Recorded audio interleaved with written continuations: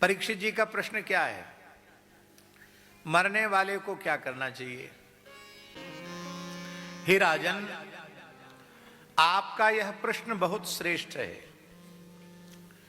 इस प्रश्न में सारे संसार का हित समाया हुआ है। बहुत ध्यान से सुने। परीक्षित जी का प्रश्न क्या है? मरने वाले को क्या करना चाहिए? ऐसा कोई संसार में है जो जीने वाला हो? सब मरने वाले हैं। जो भी पैदा हुआ है वो मरने के लिए ही पैदा हुआ है। सब मरने वाले। इसलिए यह प्रश्न केवल परीक्षित का प्रश्न नहीं है, यह प्रश्न प्रत्येक शरीरधारी का प्रश्न है, क्योंकि सभी मरने वाले हैं और मरने वाले को क्या करना चाहिए। आपके कल्याण में संदेह नहीं है। आपने यह प्रश्न अपने लिए नहीं किया है। एक तो आप भक्तों के वंश में प्रकट हुए हैं, इसलिए आपका कल्याण तो सहज ही है। फिर आप श्री कृष्ण भक्त हैं, आपके कल्याण में संदेह नहीं है। आपकी माता उत्तरा कृष्ण भक्ता हैं।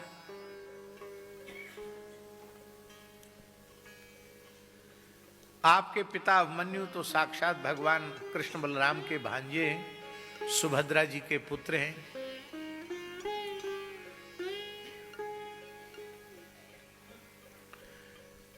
आपने तो गर्भ में ही भगवान का दर्शन कर लिया। आपके कल्याण का संकल्प इतने संत महापुरुष कर रहे हैं और आपने साक्षात विष्णुपदी भगवती त्रिभुवन पावनी पतित पावनी श्री गंगा जी का आश्रय ले रखा है, तो आपके कल्याण में संदेह कहां है। पर इन संसार के जीवों का प्रतिनिधित्व करते हुए आप प्रश्न कर रहे हैं कि मरने वाले को क्या करना चाहिए। हे राजन, संसार में जो गृहासक्त पुरुष हैं, विषयासक्त भोगासक्त पुरुष हैं, उनके जीवन में हजारों बातें कहने सुनने की होती हैं और वे केवल कहने सुनने तक ही सीमित रह जाती हैं। हजारों बातें कहने सुनने सोचने करने समझने की होती है, उन्हीं में जीवन बीत जाता है। संसार के कामों में उलझे रहते हैं और शेष जीवन की स्थिति यह है कि निद्रया ह्रियते नक्तम व्यवायेन चवावयः दिवाचार्थे हया राजन कुटुंब भरणे नवा।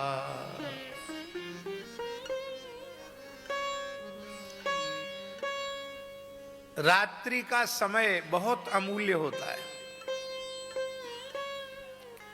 उस रात्रि के संपूर्ण समय की चोरी निद्रा देवी कर लेती है। निद्रया ह्रियते नक्तम, नक्तम निद्रया ह्रियते, निद्रा के द्वारा रात्रि के काल की चोरी कर ली जाती है। सोते सोते रात व्यतीत हो जाती है और लोग क्या कहते हैं, रात्रि को 9-10 बजे सो गए और सवेरे 6-7 बजे उठे और फिर कहते अरे आज तो बहुत जल्दी सवेरा हो गया। अरे भले आदमी, सवेरा जल्दी हो गया। रात के समय पर रात हुई, सवेरे के समय पर सवेरा हुआ। 1 मिनट घटती बढ़ती नहीं है काल की सीमा। तुम इतने प्रमादी हो चुके हो कि 7-8 घंटे तक मुर्दे के जैसे बिस्तर पर पड़े रहने पर भी तुम्हारा आलस्य प्रमाद तंद्रा दूर नहीं हुई और तुम कहते हो कि आज तो बहुत जल्दी सवेरा हो गया।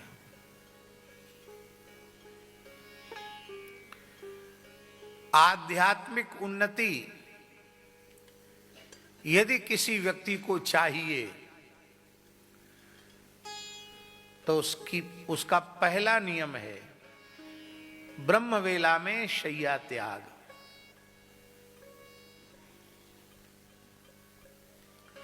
आध्यात्मिक उन्नति चाहिए तो कम से कम 4 बजे तो हर हालत में बिस्तर छोड़ दो, आसन छोड़ दो, स्नान आदि में चले जाओ। और आगे सुनो, भौतिक सुख समृद्धि भी चाहिए तो भी 4 बजे उठना सीखो। दैवी संपद विमोक्षाय निबंधाया सुरीमता। दैवी संपत्ति की प्राप्ति के लिए आपको ब्रह्म वेला में जगना पड़ेगा। आप लोग कहेंगे कि हमने तो दिन चढ़े तक सोने वाले, 9-10 बजे तक सोने वाले लोग भी धनी मानी देखे हैं। वो धनी मानी है अवश्य, इसमें कोई संदेह नहीं है, पर वे आसुरी संपत्ति वाले हैं। क्या आप भी आसुरी संपत्ति वाले बनना चाहते हैं? इसलिए मनुष्य अपने जीवन में यदि अभ्युदय चाहता हो, उन्नति चाहता हो, तो ठीक 4 बजे उठना आसन से आरंभ कर दे।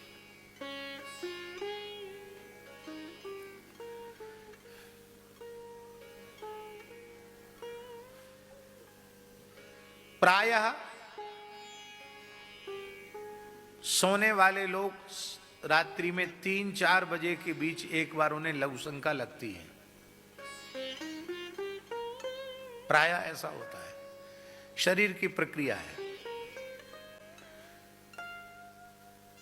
शरीर की अवस्था अधिक होने लग जाती है तो वेग रोकना कठिन होता है, तो लोग जाते लघु शंका, फिर आके लेट जाते हैं।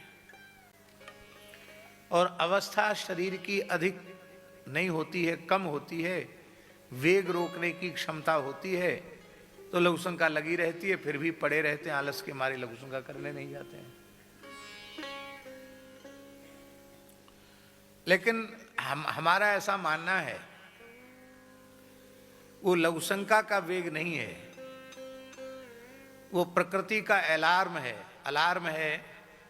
वो भगवान जगाते हैं कि भाई तुम उठोगे, लघु शंका के लिए उठोगे तो उठ ही जाओ, अब सो मत, अब सोने का समय नहीं है, अब स्नान ध्यान करके भजन में लग जाओ। लेकिन हम ईश्वरीय संदेश को नहीं मानते। सूर्योदय तक सोने की बात बहुत ही खराब है। साधक कथनचित सूर्योदय तक सो जाए तो उसे पश्चाताप करना चाहिए, इसका प्रायश्चित करना चाहिए। पूरे दिन केवल जल पी करके रहे और भगवान से प्रार्थना के कि ऐसा दूसरा दिन हमारे जीवन में फिर ना आवे।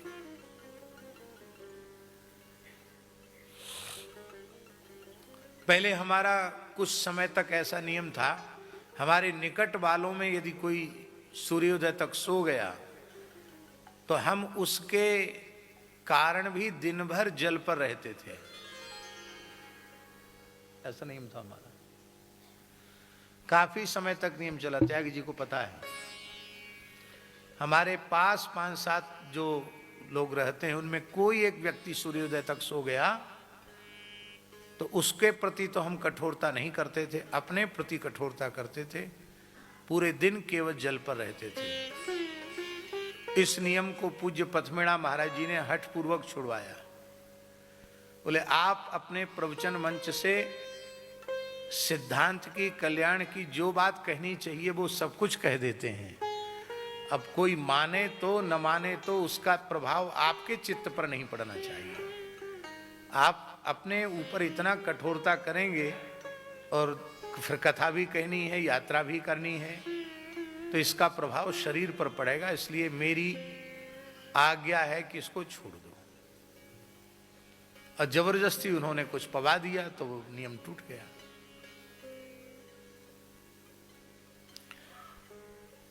कितने दुख की बात है। मनुष्य के पास भगवत स्मरण के लिए समय ही नहीं है। बातें लंबी चौड़ी करना है कल्याण की, कहां से कल्याण होगा? पहली बात है सुबह उठना सीख लो। निद्रया ह्रियते नक्तम, सारी रात सोने में व्यतीत हो जाती है। व्यवायेन च वावयः, अथवा व्यवाय में, या तो भोग में रात्रि व्यतीत होती है या निद्रा में रात्रि व्यतीत होती है। और दिन दिवाचार्थे हया, धन कमाने की इच्छा में दिन व्यतीत हो जाता है। धन कमाने में नहीं, धन कमाने में नहीं, धन कमाने की इच्छा में। आप लोग कहेंगे धन कमाना और धन कमाने की इच्छा, समझ में नहीं आई बात।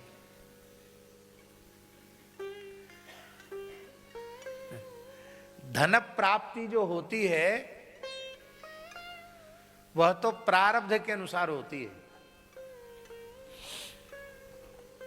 धन की प्राप्ति प्रारब्ध के अनुसार होती है।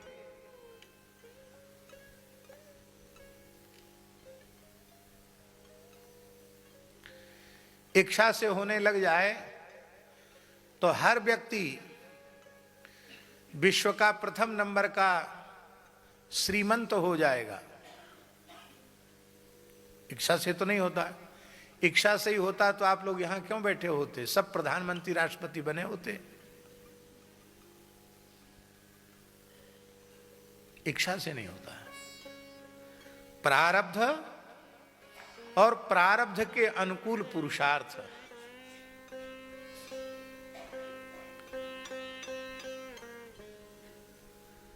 धन कमाने की इच्छा, इसलिए यहां सुखदेव जी ने कहा है कि धन प्राप्ति तो प्रारब्ध के अनुसार होती, पर धन प्राप्ति की इच्छा सबकी रहती है। सवेरा होते ही किसान खेत पर चला गया, नौकरी चाकरी वाला अपनी ड्यूटी पर चला गया, और व्यवसायी अपने व्यापारिक प्रतिष्ठान की ओर चला गया, दुकानदार दुकान की ओर चला गया। किस लिए? धन कमाने की अभिलाषा में। धन की प्राप्ति प्रारब्ध के अनुसार होती है। बचा खुचा समय कुटुंब भरणेन वा, बचा खुचा समय कुटुंब के भरण पोषण में चला जाता है।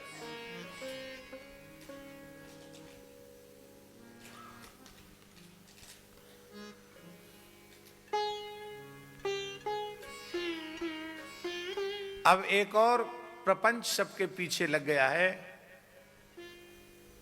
उसका नाम है टीवी अथवा मोबाइल। जब तक टीवी केवल आई थी तब तक कुछ कम प्रपंच था। लोग फुर्सत में आते थे, घर में टीवी खोल के बैठते थे। अब हर हाथ में टीवी आ गई मोबाइल के रूप में। जो चाहो सो मोबाइल में देख लो।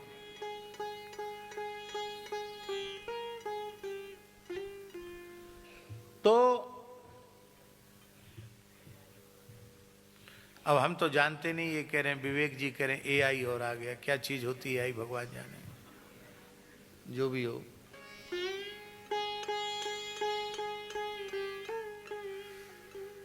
तो ये सब चीजें हैं मनुष्य के अमूल्य समय को नष्ट करने वाली। देखिए हम जो कुछ बोल रहे हैं ये हम सबके परम कल्याण की बातें हैं।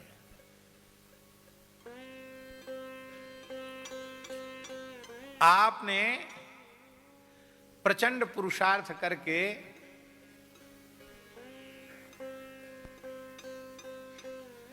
अस्सी वर्ष तक की आयु में, एक अनुमान बता रहे हैं हम आपको, 80 वर्ष तक की आयु में आपने 100 करोड़ रुपए कमाया। कितना कमाया? 100 करोड़। अब भगवान से आप कहिए कि हमने 80 साल में जितना 100 करोड़ कमाया है वो सबका सब आप ले लो, 80 वर्ष हमको और दे दो, मिल जाएंगे?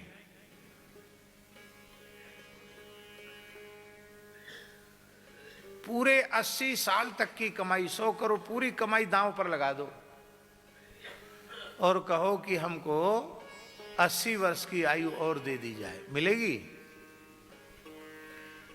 चलो चलो ठीक है, 80 वर्ष देने में भगवान कंजूसी करें, 80 महीने की मिलेगी,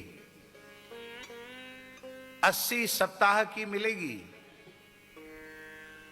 अंत में आप कहेंगे हमारे जीवन के 100 करोड़ जितना हमने कमाए सब ले लो, 8 घंटे की आयु दे दो, मिलेगी? 8 मिनट की मिलेगी? अरे 8 मिनट नहीं, 1 सेकंड की नहीं मिलेगी। इसका मतलब है आपके जीवन का 1 सेकंड जितना, 1 क्षण जितना मूल्यवान है, हजारों करोड़ की संपत्ति उतनी मूल्यवान नहीं है। तीनों लोगों की संपत्ति एक और मनुष्य के जीवन का 1 क्षण एक और। इसलिए मनुष्य को 1 क्षण भी व्यर्थ नहीं गंवाना चाहिए। मान लो कोई व्यक्ति 100 वर्ष तक जिया, आजकल 100 साल तक सब जीते नहीं है, अनुपात 70-80 का ही है, लेकिन चलो 100 मान लो। कोई व्यक्ति 100 वर्ष तक जीवित रहा तो 100 साल में 50 साल तो सोने के निकाल दो भाई, रात का समय निकालना पड़ेगा ना, तो कितने बचे? और 20 साल की उम्र तक तो यही होश नहीं होता कि हम मनुष्य हैं। खेलने कूदने में, इधर उधर में, चमक दमक में 20 साल तक चला जाता है, पता ही नहीं चलता। मनुष्य के पास समय ही नहीं है।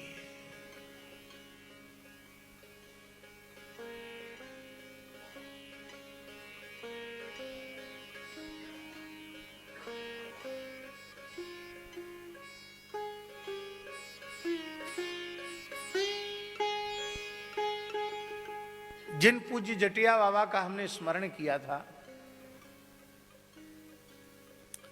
ठाकुर श्री विजय कृष्ण गोस्वामी, उनका मंगलमय जीवन चरित्र आप पढ़िए। उनके शिष्य कुलदानंद ब्रह्मचारी जी के द्वारा लिखा हुआ सद्गुरु संग पढ़िए, आपको पता चलेगा ठाकुर श्री विजय कृष्ण गोस्वामी मुश्किल से आधा घंटे ही विश्राम करते थे। कितना?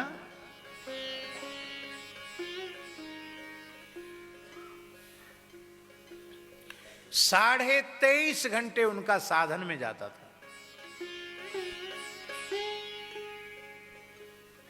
हम रात में भी सोते हैं, दिन में भी सोते हैं, और फिर कथा में आते तो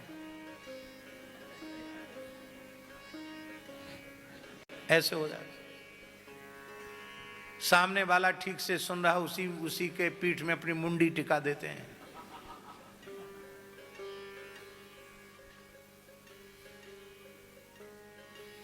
तुलसी पूरव पापते हरि चर्चा न सुहाए। कथा कीर्तन में नींद उन्हीं को आती है जिनके पाप बहुत अधिक प्रबल होते हैं।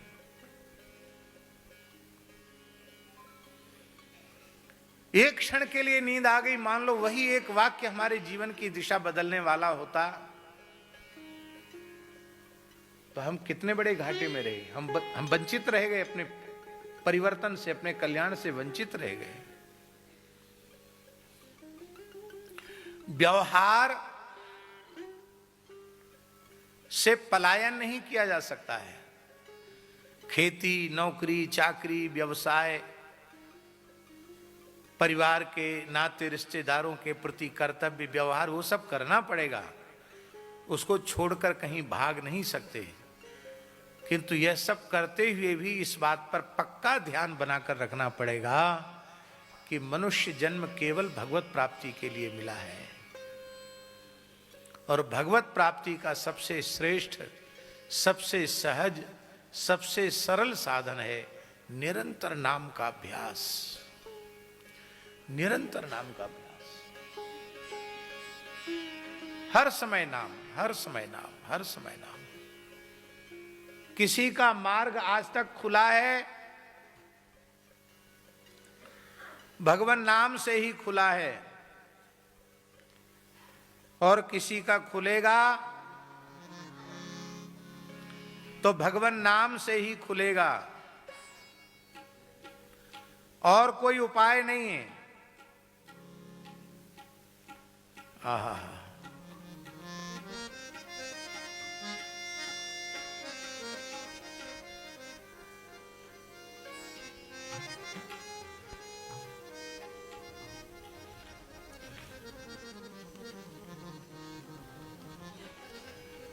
नित्य सत्संग, सदग्रंथों का स्वाध्याय, नाम का आश्रय, आहार की शुद्धि, ये सब निष्ठा पूर्वक यदि आप करेंगे तो ये बात बिल्कुल पक्की है, आपका मानव जन्म सफल हो जाएगा।